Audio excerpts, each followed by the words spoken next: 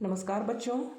आज हम स्विट्ज़रलैंड की संघीय संसद, जिसे कि संघीय सभा कहा जाता है, उसका अध्ययन करेंगे, उसके संगठन और उसके कार्यों का अध्ययन करेंगे। जैसा कि हमने देखा कि संघीय संसद के दो सदन हैं। प्रथम सदन नेशनल काउंसिल अथवा राष्ट्रीय परिषद तथा दूसरा सदन काउंसिल ऑफ स्टेट्स अथवा राज्य परिषद। स्विट्ज़रलैंड के संविधान को, जिसकी कि ऑनलाइन कॉपी इंटरनेट पर उपलब्ध है, उसका अध्ययन मैंने किया तो यही दो नाम वहाँ पर स्विट्ज़रलैंड के मूल जिसका अंग्रेज़ी वर्ज़न है उसमें उपलब्ध हैं। किंतु कुछ पुस्तकों में प्रतिनिधि सभा अथवा हाउस ऑफ रिप्रेजेंटेटिव तथा सीनेट, ये दो नाम दिए गए हैं। और जब आप प्रश्न अटेम्प्ट करेंगे अपनी परीक्षा में तो इस पर थोड़ा सा आप ध्यान रखें कि किस नाम का प्रयोग आपको करना है। अब यदि संघीय सभा के संगठन की बात करें तो सबसे पहले राष्ट्रीय परिषद की रचना को जानते हैं, कैसे बनती है। अनुच्छेद 149 के अंतर्गत राष्ट्रीय परिषद, जो कि निचला सदन है, जो जनता का प्रतिनिधित्व करता है, इसके कुल 200 सदस्य होते हैं। और प्रत्येक कैंटन जो है वो एक निर्वाचकीय जिला होता है, अर्थात प्रत्येक कैंटन से जनसंख्या के अनुसार प्रतिनिधि चुनकर के राष्ट्रीय परिषद में पहुंचते हैं।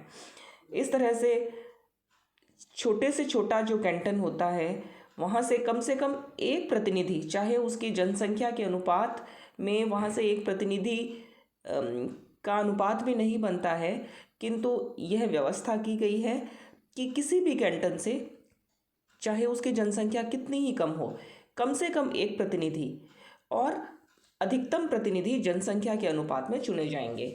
तो इस तरह से उरी जैसा कैंटन, वहाँ से एक प्रतिनिधि सभा में भेजा जाता है, जो कि एक अर्ध कैंटन है। और बर्न और ज्यूरिख, जो कि सबसे बड़े कैंटन माने जाते हैं स्विट्ज़रलैंड में, वहाँ से क्रमशः 32 और 31 प्रतिनिधि भेजे जाते हैं। इसका जो निर्वाचन का तरीका है वो वयस्क मताधिकार से आनुपातिक प्रतिनिधित्व के आधार पर चुने जाते हैं। इसको हम थोड़ा समझ लें। वयस्क मताधिकार की आयु वहाँ पर 18 वर्ष है और 18 वर्ष का प्रत्येक व्यक्ति राष्ट्रीय परिषद के लिए चुनाव लड़ने का अधिकारी है और 18 वर्ष का प्रत्येक व्यक्ति मतदान करने का भी अधिकारी है। अर्थात वहाँ पे 18 वर्ष की आयु प्राप्त प्रत्येक व्यक्ति अपना नामांकन राष्ट्रीय परिषद के लिए कर सकता है, प्रत्याशी बन सकता है। प्रत्येक कैंटन, जो कि एक निर्वाचकीय जिला होता है, वहाँ से जितने भी प्रतिनिधि चुने जाने हैं, जैसे कि हमने ये देखा अभी कि बर्न से 32 प्रतिनिधि चुने जाते हैं, तो वहाँ पर प्रत्येक राजनीतिक दल अपने 32 प्रतिनिधियों की सूची प्रस्तुत करेगा। सभी राजनीतिक दल 32 प्रतिनिधियों की सूची प्रस्तुत करेंगे और उस सूची में जनता पर या मतदाता पर यह निर्भर करेगा कि वह अपनी पसंद तय करे। वो प्रथम पसंद पर किसी एक दल को रख सकता है, दूसरी पसंद पर किसी दूसरे दल को रख सकता है, तीसरी, इस प्रकार से विभिन्न सूचियों में से अपनी पसंद के 32 नामों पर वह मतदान करेगा। और इस मतदान के पश्चात जब मतों की गणना होगी तो जिन भी लोगों को सर्वाधिक 32 लोगों को सर्वाधिक मत प्राप्त हुए हैं, उन्हें एक साथ विजयी मान लिया जाएगा। तो आनुपातिक प्रतिनिधित्व का सबसे अच्छा गुण यही होता है कि एक ही वोट के द्वारा उसमें एक से अधिक प्रत्याशियों का भी चुनाव किया जा सकता है। स्विट्ज़रलैंड में इस प्रकार से फर्स्ट पास्ट द वोट, उसके स्थान पर आनुपातिक प्रतिनिधित्व के द्वारा ही प्रत्याशियों का चयन किया जाता है। कार्यकाल, इस निम्न सदन का कार्यकाल 4 वर्ष है और इसे समय से पूर्व भंग नहीं किया जा सकता। इसको केवल एक स्थिति में समय से पूर्व भंग किया जा सकता है, वो भी हमें ध्यान रख लेना चाहिए, और वो स्थिति है जब पूर्ण संविधान संशोधन करना हो।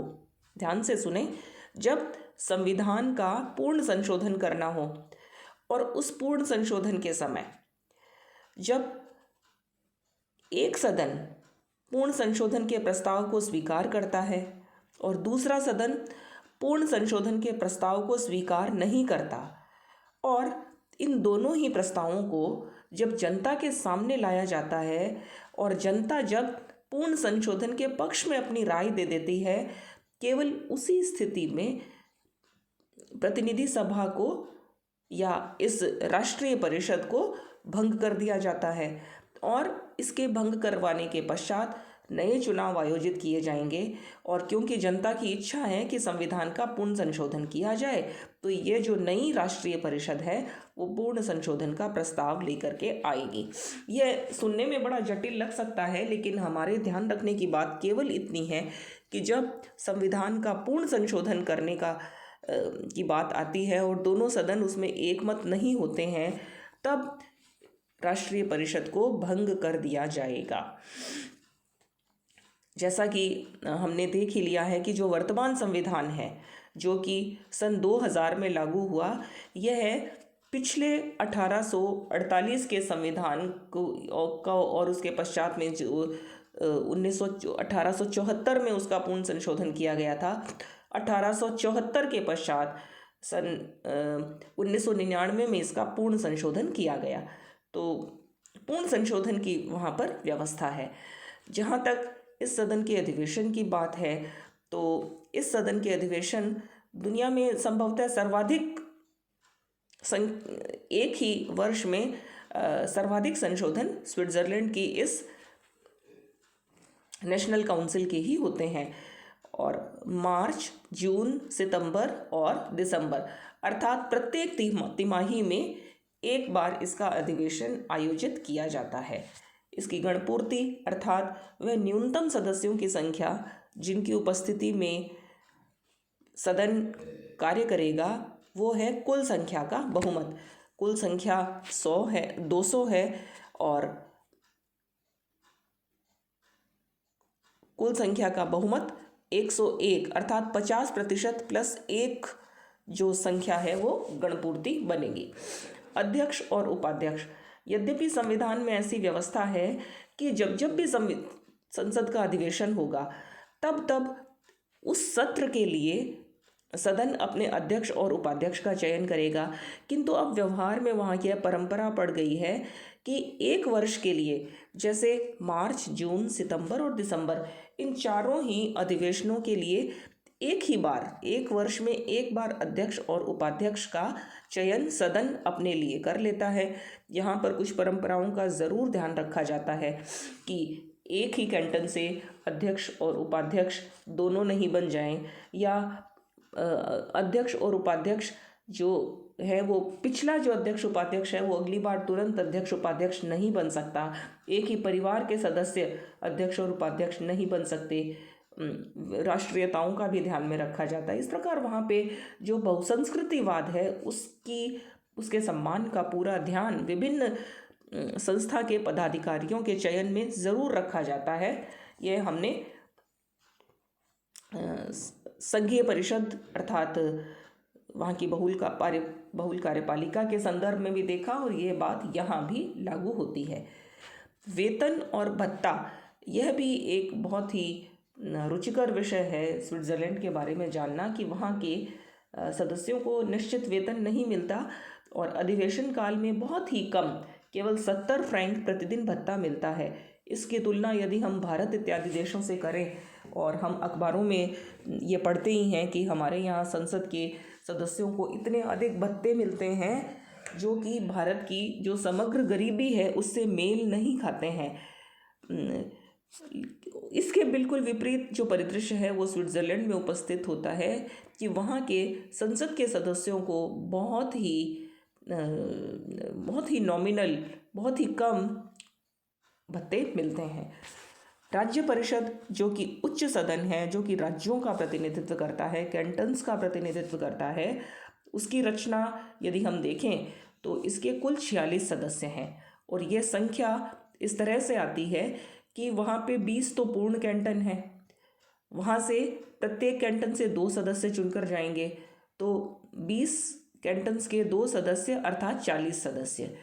6 वहाँ पर अर्ध कैंटन का दर्जा प्राप्त कैंटन है, यानी कि वो इतने छोटे हैं कि उन्हें 2 कैंटन्स को मिला करके एक माना जाता है।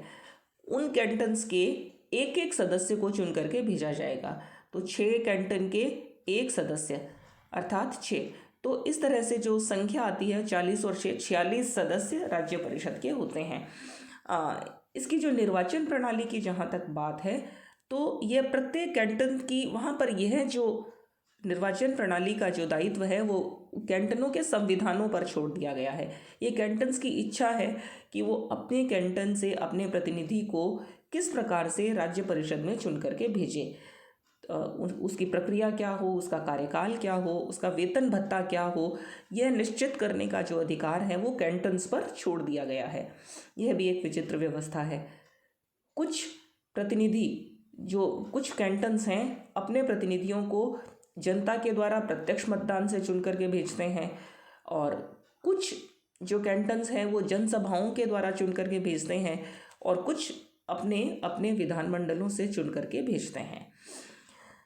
इनकी जो योग्यता है, जैसा कि हमने देखा ही था कि 18 वर्ष की आयु प्राप्त प्रत्येक व्यक्ति राज्य परिषद का सदस्य बनने का अधिकारी है। किंतु जो संघीय जो बहुल कार्यपालिका है या संघीय सरकार के जो कर्मचारी हैं या जो धार्मिक पादरीगण हैं वो चुनाव नहीं लड़ सकते, उनकी निर्योग्यता है कि वो चुनाव लड़ नहीं पाएंगे। कार्यकाल भी कैंटनों की इच्छा के अनुसार विभिन्न सदस्यों का भिन्न भिन्न है। 14 कैंटन्स 4 वर्ष के लिए अपने प्रतिनिधियों को राज्य परिषद में भेजते हैं, 8 कैंटन्स 3 वर्ष के लिए, और शेष कैंटन 1 वर्ष के लिए अपने प्रतिनिधियों को भेजते हैं। 2 कैंटनों में ऐसी व्यवस्था है कि वे जब चाहे तब अपने प्रतिनिधियों को वापस बुला सकते हैं, इसे प्रत्यावर्तन या रिकॉल कहते हैं।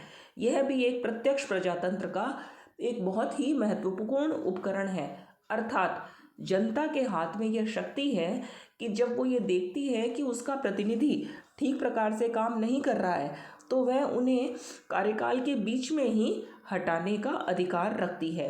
इसे प्रत्यावर्तन कहते हैं। और हमें ये याद रखना चाहिए कि स्विट्जरलैंड की संसद के उच्च सदन में भी 2 कैंटन्स ने अपने यहाँ यह प्रत्यावर्तन की व्यवस्था रखी है। इसके अधिवेशन राष्ट्रीय परिषद के साथ साथ ही होते हैं। इसकी गणपूर्ति भी कुल संख्या का बहुमत है, अर्थात कुल संख्या 46 है, तो इसका जो आधा है वो 23, और बहुमत प्राप्त करने के लिए 1 मत अधिक अर्थात 24 सदस्य। अध्यक्ष और उपाध्यक्ष का चयन राष्ट्रीय परिषद की तरह ही प्रतिवर्ष किया जाता है।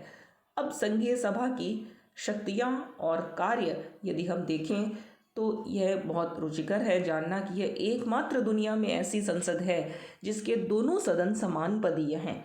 समान पदीय शब्दावली से यह पता चलता है कि दोनों सदनों में से एक की भी शक्ति थोड़ी भी कम या अधिक नहीं है। ये सभी रूपों में एक साथ मिलजुल कर काम करने वाले सदन हैं। व्यवस्थापिका संबंधी जो शक्तियां हैं संसद की, उनमें 3 बातों का हमें ध्यान रखना है। यानी कि कानून निर्माण संबंधी 3 प्रकार के कार्य करते हैं।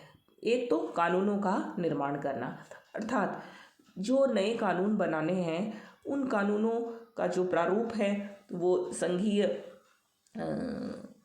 कार्यपालिका या संघीय परिषद या बहुल कार्यपालिका वो प्रस्ताव जो है वो रखती है, संसद के किसी भी सदन में रख सकती है।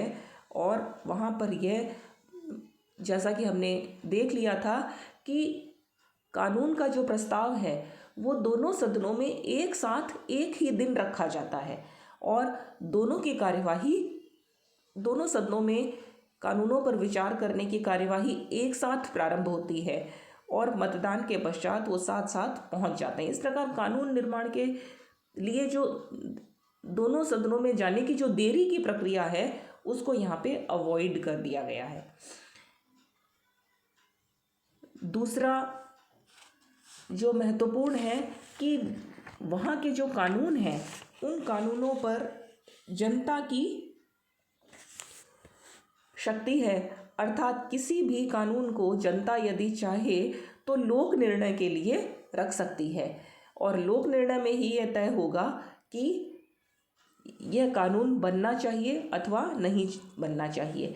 अब यदि ये संवैधानिक संशोधन संबंधी कानून है तो लोक निर्णय अवश्य होगा, किंतु यदि यह सामान्य कानून है तो यह जनता की इच्छा पर निर्भर है कि वो उस पर लोक निर्णय ले या नहीं ले। इस प्रकार से यहाँ पर थोड़ा सा समझने की बात यह है कि क्योंकि स्विट्जरलैंड में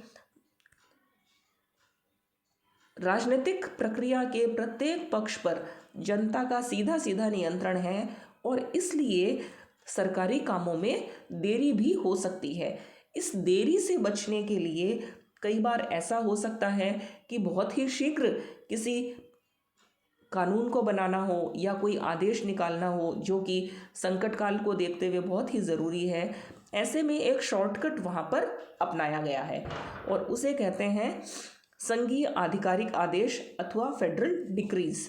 ये जो फेडरल डिक्रीज होती हैं ये संघीय संसद को जारी करने का अधिकार है और इसका अर्थ सिर्फ इतना ही है कि जब किसी भी नियम को संसद फेडरल डिक्री के अंतर्गत जारी करती है उस पर लोक निर्णय नहीं किया जा सकता, अर्थात जैसे ही वो आदेश जारी होगा वो आवश्यक रूप से जनता पर लागू हो जाएगा। किंतु इस तरह से कानून निर्माण में लगने वाली संभावित देरी है उसको फेडरल डिक्री जारी करके पूरा किया जा सकता है। एक तीसरी जो कानून निर्माण संबंधी व्यवस्था है वो है अत्यावश्यक व्यवस्थापन अथवा अर्जेंट लेजिस्लेशन। यह भी वही व्यवस्था है जो कि लोक निर्णय से बचने के लिए सरकारें काम में लेती हैं। अर्जेंट के नाम पर अर्थात तुरंत लागू करने के नाम पर कुछ कानून संसद के द्वारा तुरंत बनाए जाते हैं और उन्हें प्रभाव में लाए जाते हैं, इसको अत्यावश्यक घोषित करने के पश्चात। किंतु ऐसे अर्जेंट कानूनों पर यह सीमा है कि यदि इन्हें 1 वर्ष की अवधि के भीतर ही जनता के द्वारा स्वीकार नहीं किया जाएगा तो ये प्रभावहीन हो जाएंगे, यह कानून के रूप में लागू नहीं रहेंगे। इस तरह से अर्जेंट लेजिस्लेशन के फील्ड में संसद को केवल 1 वर्ष का अधिकार है उसे अर्जेंट मान करके लागू करवाने का। तो ये 3 बातें हमें ध्यान में रखनी है। दूसरा बिंदु है कार्यपालिका संबंधी शक्तियाँ। संसद की जो कार्यपालिका संबंधी शक्तियाँ हैं वो उसका प्रयोग भी दोनों सदन एक साथ मिलकर करते हैं। पहला है निर्वाचन संबंधी। निर्वाचन में बहुत सारे जो निर्वाचन हैं वो संसद के दोनों सदन मिलकर करते हैं। इनमें सर्वाधिक महत्वपूर्ण है बहुल कार्यपालिका का निर्वाचन। बहुल कार्यपालिका के जो 7 सदस्य होते हैं उनका ये निर्वाचन करती है। इसके अलावा न्यायाधीशों का निर्वाचन करती है। इसके अलावा अनेक महत्वपूर्ण अधिकारियों के निर्वाचन संघीय संसद के द्वारा ही किए जाते हैं। दूसरा है प्रशासन पर निगरानी रखने का काम करती है। जो विभिन्न 7 विभाग हैं स्विट्जरलैंड में बहुल कार्यपालिका के प्रत्येक सदस्य के पास 1 विभाग है और इस तरह से कुल 7 सरकारी विभाग हैं और उन विभागों की कार्यवाही पर कार्यप्रणाली पर संसद अपना नियंत्रण रखती है और उस नियंत्रण के अंतर्गत वह संघीय परिषद के सदस्यों को जब अधिवेशन काल होता है उस समय संघीय परिषद के सदस्य प्रशासन संबंधी प्रश्नों का उत्तर देने के लिए संघीय संसद के किसी भी सदन में उपलब्ध रहते हैं। और ये जो प्रश्न हैं वो प्रश्न प्रशासन के विभिन्न कार्यों से संबंधित हो सकते हैं, विभिन्न वित्तीय खर्चों से संबंधित हो सकते हैं और किसी प्रकार की अनियमितता से संबंधित हो सकते हैं। इसी प्रकार से यह संघीय सेना पर इसका नियंत्रण है।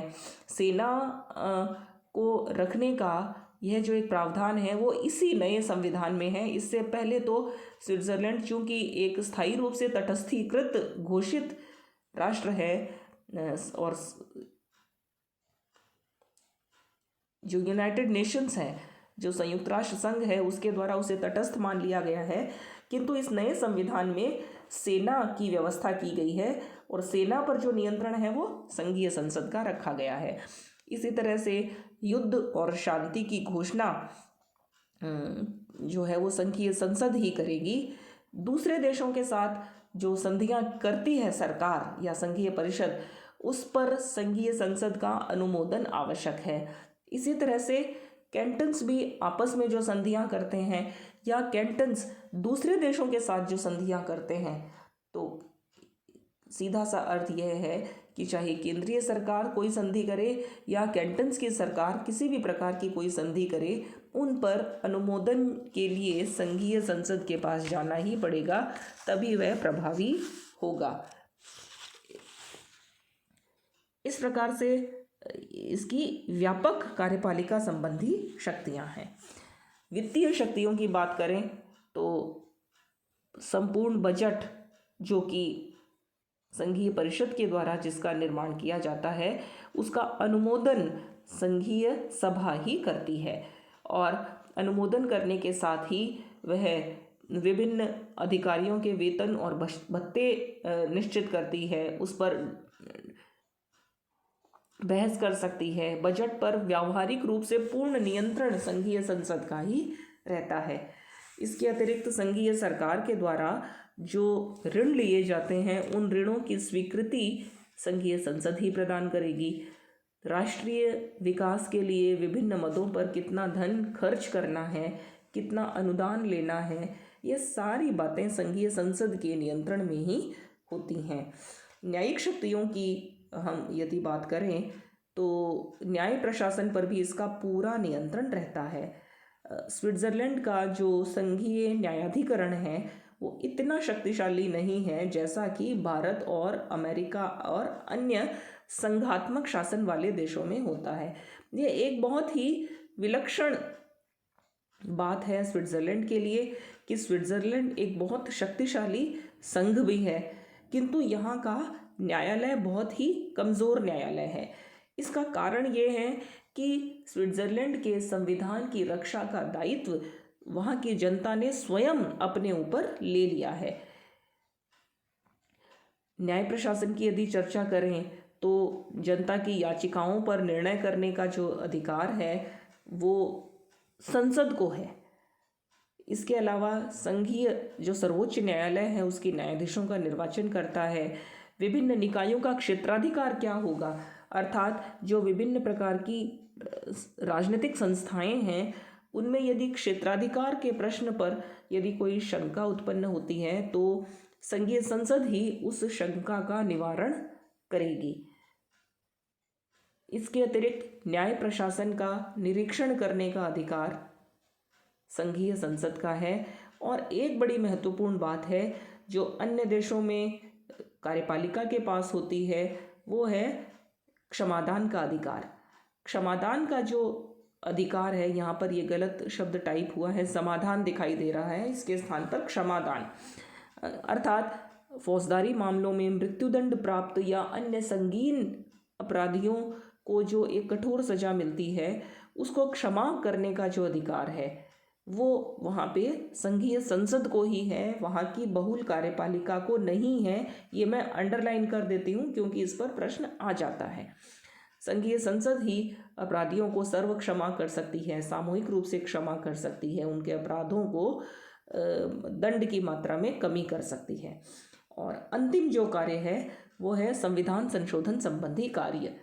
संघीय संसद के जो दोनों सदन हैं वो संविधान के संशोधन प्रक्रिया में भाग लेते हैं। संविधान का संशोधन दो प्रकार का होता है, एक तो संविधान का आंशिक संशोधन और संविधान का पूर्ण संशोधन।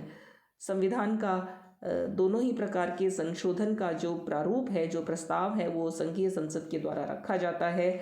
उसे मतदाताओं के द्वारा उसका अनुसमर्थन किया जाता है और तदनुसार संशोधन का कार्य इसे करना होता है। संविधान का संशोधन कैसे होता है इसके बारे में पिछले किसी एक वीडियो में हम उसका विस्तार से अध्ययन कर चुके हैं। इस प्रकार से हम ये देखते हैं कि स्विट्ज़रलैंड की जो संघीय संसद है, जिसे संघीय सभा कहा जाता है, उसके दोनों सदन बहुत ही सौहार्दपूर्ण वातावरण में कार्य करते हैं। इनमें आपस में किसी भी प्रकार के मतभेद नहीं होते हैं और यदि कोई मतभेद हो भी जाता है तो उसके गतिरोध को समाप्त करने की कोई व्यवस्था वहाँ के संविधान में नहीं है। उसका कारण यही है कि गतिरोध होते ही नहीं है, लेकिन यदि किसी कारण से हो भी जाए तो ये बहुत ही सौहार्दपूर्ण वातावरण में संयुक्त सम्मेलन समिति की स्थापना कर लेते हैं और वो जो समिति है वो पारस्परिक विचार विनिमय से समझौता करने का प्रयास करती है और यदि फिर भी समझौता नहीं होता है तो उस प्रस्ताव को ही समाप्त मान लिया जाता है। किंतु ऐसा अपवाद है कि कोई गतिरोध उत्पन्न हो। इस तरह से दोनों ही सदन बहुत ही सुखद और मधुर वातावरण में राष्ट्रहित में कार्य करते हैं। जहाँ तक संघीय सभा और संघीय परिषद अर्थात व्यवस्थापिका और कार्यपालिका के आपसी संबंधों का प्रश्न है, तो उसमें यह निश्चित है कि वहाँ की जो सरकार है या बहुल कार्यपालिका है वो संघीय संसद की एक समिति के रूप में कार्य करती है, अर्थात उसे अपने कार्यों के लिए संघीय सभा के प्रति जवाबदेह होना होगा, वो उत्तरदायी होती है। जब जब संघीय सभा के अधिवेशन होते हैं मार्च, जून, सितंबर और दिसंबर में, तब तक संघीय परिषद के इन सातों अधिकारियों को संघीय सभा में उपस्थित होकर के प्रशासन के बारे में प्रश्नों का उत्तर देना होता है और उनके कार्यों की आलोचना की जाती है। उनके नीतियों को अस्वीकृत भी संसद के द्वारा किया जा सकता है, लेकिन फिर भी इनमें मतभेद शायद ही कभी उत्पन्न हो। किंतु संघीय सभा चाहे कितनी ही आलोचना करे, संघीय परिषद को समय से पहले भंग नहीं कर सकती और 4 वर्ष का कार्यकाल संघीय परिषद का भी है और संघीय सभा के निम्न सदन का भी है। इस प्रकार से इन दोनों के भी आपसी संबंध, व्यवस्थापिका और कार्यपालिका के संबंध भी वहाँ पर अनुकरणीय हैं, प्रशंसनीय हैं। इस तरह से संघीय जो सभा है उसके रचना, अधिकार और संगठन का हमने अध्ययन किया है। धन्यवाद।